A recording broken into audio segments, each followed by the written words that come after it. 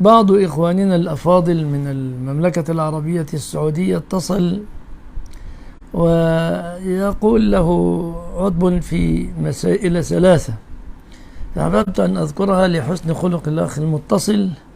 فيقول إننا قلنا إن العلماء السعوديين تكفيريين لأنهم يقولون بكفر تارك الصلاة وبعدم العذر بالجهل.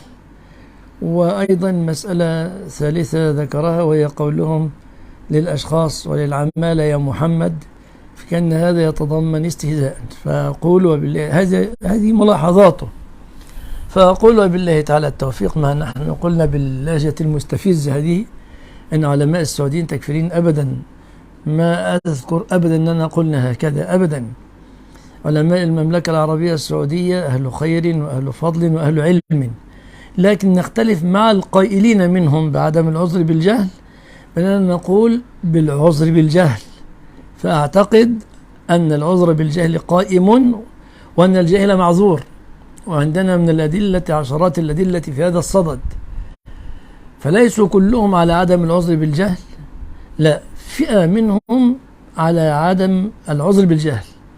لا، المسألة الثانية التي أثارها الأخ مسألة تارك الصلاة، فهو بأدبه وخلقه الكريم قال أنت تعرف أن الخلاف في مسألة تارك الصلاة قائم من زمن. نعم أعرف ذلك، ولكن لا مانع من أعرض وجهتي وأقول أنني لا أوافق من يقول بكفر تارك الصلاة إلا في الجاحد.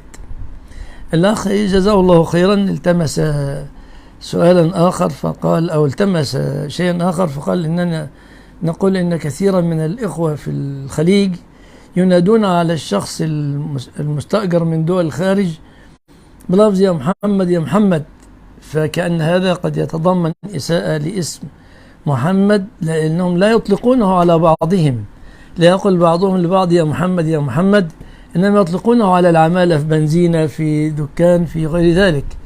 فيقول هذا الذي بدا لي، لكنه يقول مذكرا إننا لا نريد أبدا انتقاصا، لكن لما كان أغلب العمالة الذين يأتون من الخارج اسمهم محمد شمس، محمد عيد، محمد نور وهكذا، فأصبحوا ينادونهم بيا محمد.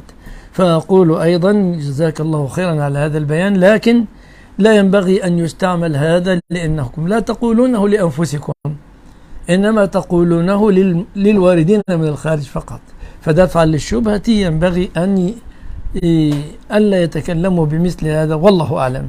أشكر الأخ على حسن خلقه في الانتقاد أو في التنبيه على الأصح، جزاه الله خيرا. وأعيد مكررا أن من علماء المملكة العربية السعودية أو جل علمائها علماء أفاضل نستفيد منهم ومن علمهم وفقهم الله، لكن لا أوافق القائلين منهم بعدم العذر بالجهل، ولا أوافق القائلين بتكفير تارك الصلاة متكاسلا. وكلمة يا محمد أكرر أن الأولى اتقاؤها، لأنها توهم انتقاصا لاسم محمد، وإن كانوا لا يقصدون ذلك، ويعترفون أن دفع المشتبه وارد. ورب العزة قال يا أيها الذين آمنوا لا تقولوا راعنا وقولوا انظرنا واسمعوا والكافرين عذاب أليم. وقال النبي صلى الله عليه وسلم لا تقولوا للعنب الكرم، فإن الناس لما كانت الخمر تصنع من العنب ويطلقون على الخمر الكريمة منع النبي عليه الصلاة من هذا، ومنع النبي من أن نقول للأشياء العتمة في بعض الأحاديث، مع أنه سماها العتمة في موطن آخر، لكن قال لا تغلبنكم الأعراب على اسم صلاتكم والعشاء فيقولون العتمة وإنما هي العشاء، أو كما قال رسول الله صلى الله عليه وسلم. وأذكر أشكر الأخ المتصل على حسن خلقه وعلى أدبه في العرض، جزاه الله خيرا. السلام عليكم ورحمة الله.